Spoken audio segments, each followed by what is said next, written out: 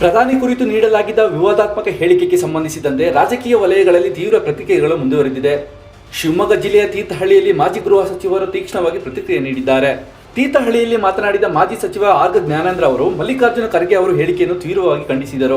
ಖರ್ಗೆ ಅವರಿಗೆ ವಯಸ್ಸಾಗಿದೆ, ಮಾನಸಿಕ ಸ್ಥಿತಿ ವ್ಯತ್ಯಾಸದಿಂದ ಈ ರೀತಿಯಾಗಿ ಮಾತನಾಡಿರಬಹುದು ಎಂದು ಟೀಕಿಸಿದರು.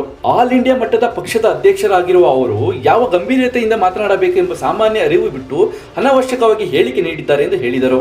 ಈ ಹೇಳಿಕೆ ನಮಗೆ ನೋವು ತಂದಿದ್ದು, ಇಂತಹ ಮಾತುಗಳು ಅವರಂತಹ ಹಿರಿಯ ನಾಯಕರ ಬಾಯಿಂದ ಬರಬಾರದೆಂದು ಅಭಿಪ್ರಾಯಪಟ್ಟರು. ಇದೇ ವೇಳೆ ಕಾಂಗ್ರೆಸ್ ಪಕ್ಷದ ಒಳಾಂಗಣದ ಬಗ್ಗೆ ಟೀಕಿಸಿದ ಅವರು, ಖರ್ಗೆ ಅವರು ನಾಮಕ ವ್ಯವಸ್ಥೆಗೆ ಮಾತ್ರ ಅಧ್ಯಕ್ಷರು, ರಾಹುಲ್ ಗಾಂಧಿ ಮತ್ತು ಸೋನಿಯಾ ಗಾಂಧಿ ಅವರೇ ಹೈಕಮಾಂಡ್ ಎಂದು ಹೇಳಿದರು. ದೇಶದ ಮಟ್ಟದಲ್ಲಿ ಇಂತಹ ಹೇಳಿಕೆ ನೀಡುವುದು ಅವರ ಹಿರಿತನಕ್ಕೆ ಶೋಭೆ ತರುವುದಿಲ್ಲ ಎಂದು ಆಕ್ರೋಶ ವ್ಯಕ್ತಪಡಿಸಿದರು.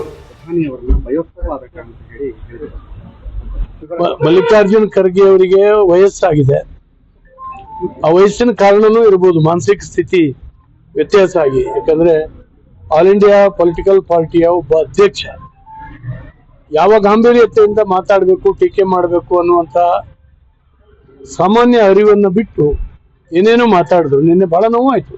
ಅವರಂತವ್ರು ಆ ರೀತಿ ಮಾತಾಡೋದು, ಅವ್ರ ಬಾಯಿಂದ ಬರೋದು ಒಳ್ಳೇದಾಗ್ಲಿಲ್ಲ. ಅವರಿಗೆ ಡೆಸ್ಪರೇಟ್ ಆಗಿದೆ. ಯಾಕಂದ್ರೆ ಇಡೀ ದೇಶದಿಂದನೇ ಕಾಂಗ್ರೆಸ್ ಮಾಯ ಆಗ್ತಾ ಇದೆ. ಮತ್ತು ಅವ್ರ ಕಾಲದಲ್ಲಿ, ಅವ್ರ ಅಧ್ಯಕ್ಷರಾಗಿದ್ದಂತ ಕಾಲದಲ್ಲಿ ಅವ್ರು ನಾಮಕಾವಸ್ಥೆ ಅಧ್ಯಕ್ಷರು. ರಾಹುಲ್ ಗಾಂಧಿ, ಸೋನಿಯಾ ಗಾಂಧಿ ಅವರೇ ಹೈಕಮಾಂಡರ್. ಇವ್ರದ್ದೇನು ನಡೆಯೋದಿಲ್ಲ. ಆದರೆ ದೇಶದಲ್ಲಿ ಇಂಥ ಒಂದು ಸ್ಟೇಟ್ಮೆಂಟ್ಗಳನ್ನು ಕೊಟ್ಕೊಂಡು ನಾನಿನ್ನು ಏನೋ ಅಧಿಕಾರದಲ್ಲಿ ಇದ್ದೀನಿ ಅನ್ನೋ ರೀತಿಯಲ್ಲಿ ವರ್ತನೆ ಮಾಡ್ತಾ ಇದ್ದಾರೆ. ಹಾಗಾಗಿ ಅದನ್ನ ಖಂಡಿಸ್ತೇವೆ.